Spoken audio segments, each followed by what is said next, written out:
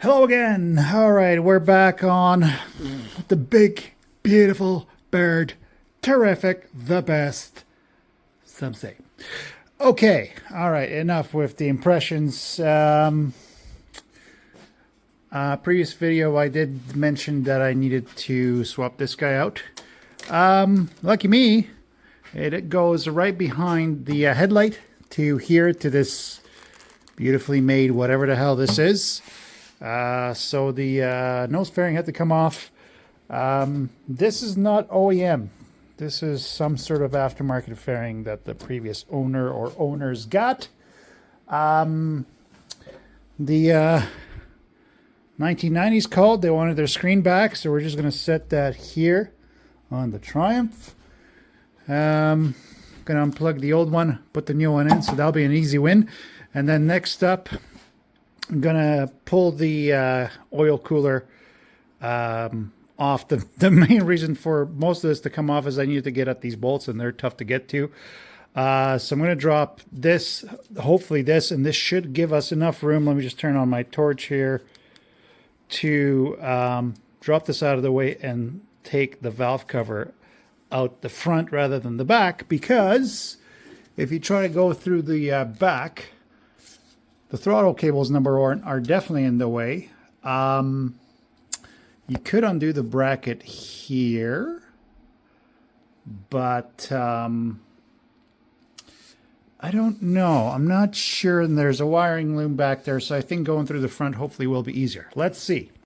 All right, so this is out of the way. This is obviously out of the way. Should have pretty nice access here at the valve cover. I'm just going to give it a quick clean around the perimeter. Make sure nothing drops into the motor. Maybe disconnect this hose here. Get that out of the way. And have a look at these valves. And I guess the camshafts.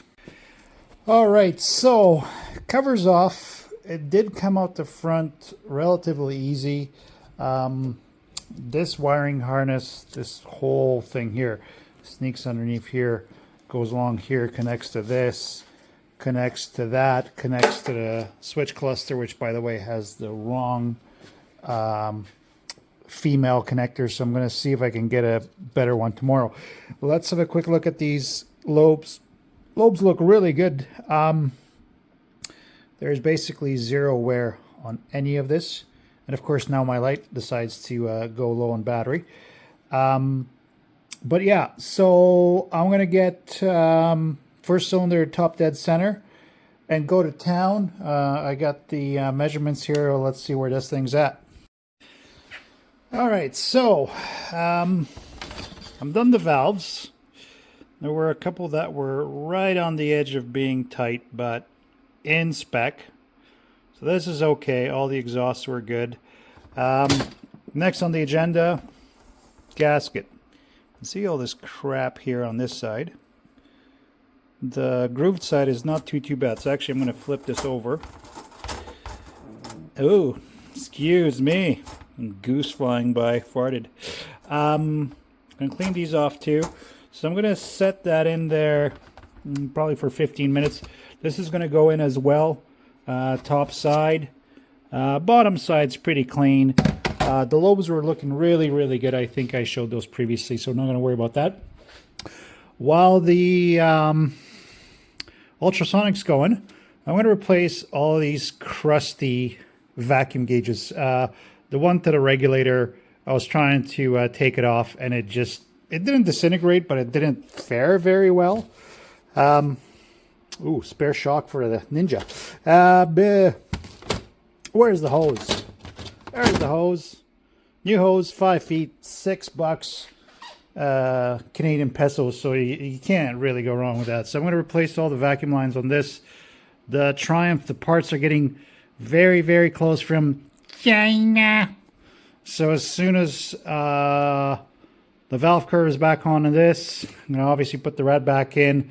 I ran into a bit of a snag. I don't know, this is a mess. But I picked up a new switch for reg. Problem is that once I took the OEM apart, this fitting's the one from the new switch. This is the OEM. Same amount of wires, same everything else like that. I may try to de-pin this. I have a de-pinning tool. That would likely be the fastest way of doing it.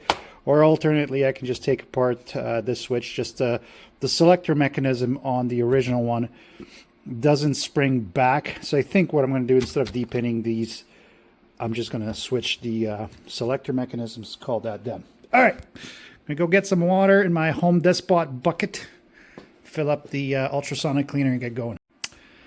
All right, so next on the agenda, the original switch that came with the big beautiful bird.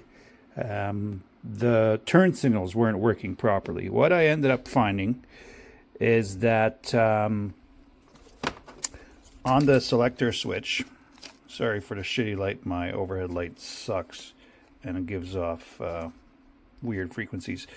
The selector here was actually defective. There it is. Let's try it this way.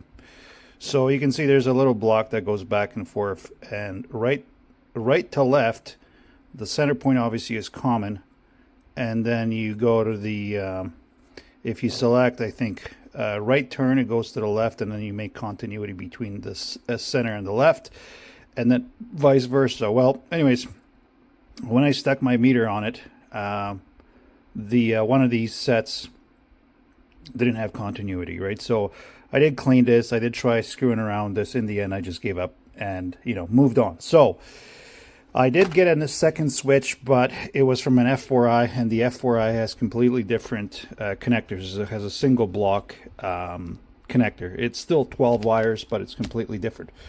Additionally, the previous owner was very kindly nice enough to cut off the locating pin here. So when you actually put it on the bar, the whole thing just rotates back and forth, even though it's, as tight as it can go. So with that replacement one, you can see that little tit there.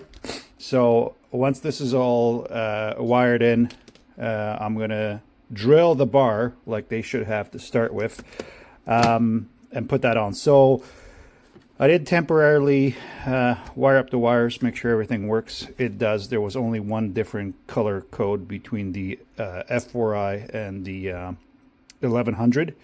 So I'm going to use some of my fancy new solderless butt splices, get this all cleaned up, put it on, and move on to the next job.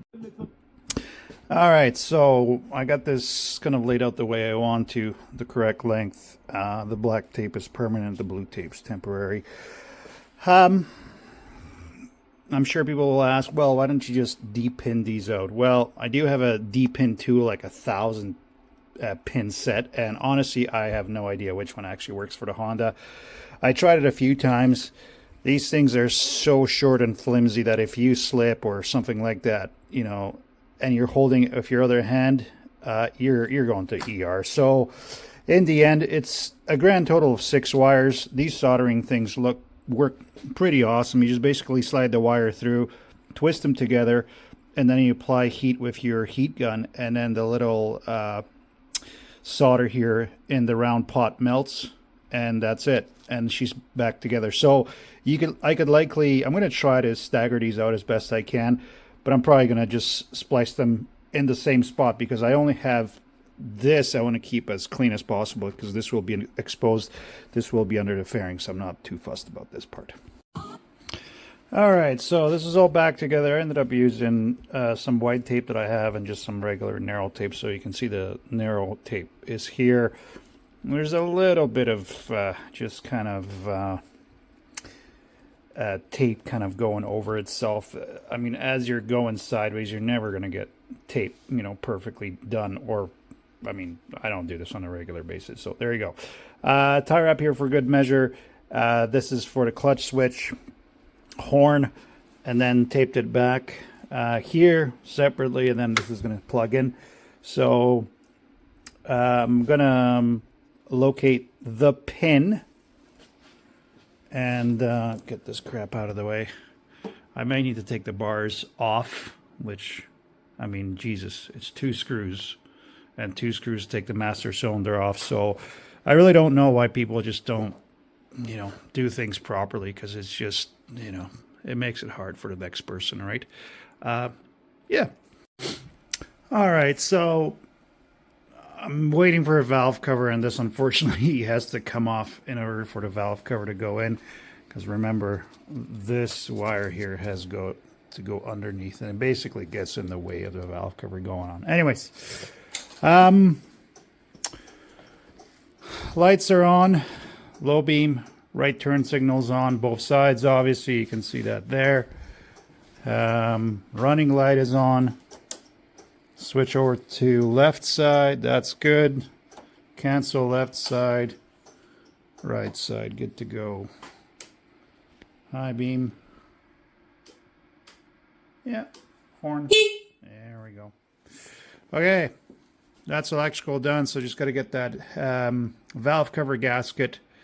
Put the 90 screen back on, and this abomination of a quarter fairing. And throttle body balance, the K&N is clean. That's going to go in. Plugs are in. And technically, besides the horrible fairings, this thing's done. Okay, so valve cover's back on. High tension wires are in. The environmental stuff is back in. Gave this a clean. The reason the paint's peeling off is because I stuck this into the ultrasonic cleaner. Going to do the pump next. All that stuff showed up, so I'm going to yard out the old one, put in the new pump. New regulator showed up. I did go ahead and replace all of the vacuum lines. They were looking a little bit crusty, so all these are new, looking good. One thing I notice is I always have a tendency, well, I look at brake fluid all the time on any new bike that I get. You can tell the brakes here, brake fluid looks in good shape. However, the clutch fluid was never done. It should never look like, you know, somebody that's having taken a piss that's, you know, heavily dehydrated. So you don't want that. So this looks good, so I'm going to put the cover back on. The clutch is super easy to bleed, so I'm going to pull that through, clean out the reservoir, put in new fluid. So yeah, so airbox is going to go back on. Rad oil cooler is going to go back on. Like I said, fuel filter. Put that all together. Before I button it up, I'm just going to plug everything back in.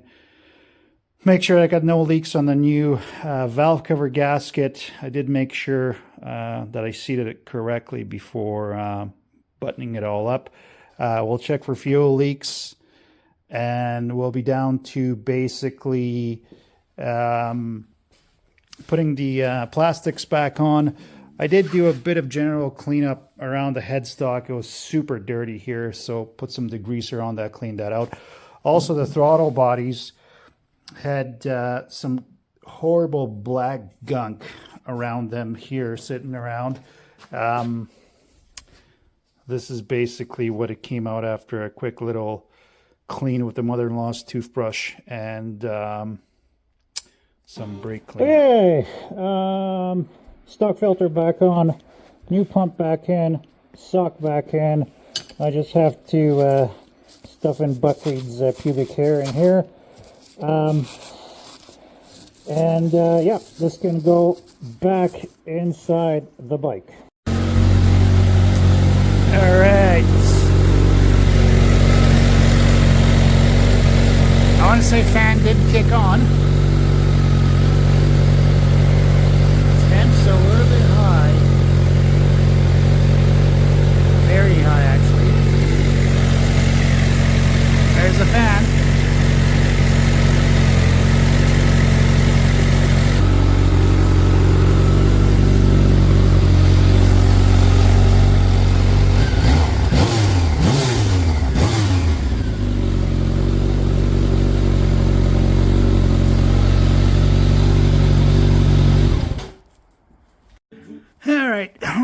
Got the old syringe out, pulled out the old clutch fluid. Check out the deliciousness that's at the bottom here. Blech. I'm gonna clean all that out, and then I'm gonna push some new fluid back in, suck that up again, and actually I'm just going to pull new fluid through once this is cleaned. All right, I got a little bit of James May on the corner here. Got all the crud out. Of course, nobody's ever going to see it except me. For comparison, this is brand new fluid in the syringe. Brand new fluid in the reservoir, so you can definitely see a big difference. So what I'm going to do is just do a quick reverse bleed from the bottom up, force it up with a syringe, and make sure I get all the air out of the master here. All right, so I'm going to start putting on the snorkels. I gave this one a bit of a clean because it was covered in pigeon shit and other interesting stuff. I have no idea what this is. Somebody went crazy with the Play-Doh. But just going to quickly give these a little bit of a wipe down with some degreaser. Start putting them on that. Obviously the bike runs nice now. Clutch fluid is done. Coolant is top. Fan does kick on. I'm not sure how hot these run, but you could see earlier in the video it was, I mean, it wasn't pegged. It was still within the kind of middle range there, but up towards the upper portion. So Blackbird guys and gals chime in. All right, so fairings on. I'm just putting the windscreen on. I got rid of the really cheesy plastic hardware. Got some decent Allen keys with some little plastic washers that go in here. Obviously, this needs a little bit of tweaking. This was never OEM. Mirrors, these extenders are on. Everything's wired. Everything should work. Running light, turn signal left. Running light, turn signal right. And obviously the back works. So yeah, I'm gonna put the lowers on again, new hardware there, and I'm gonna call this one done.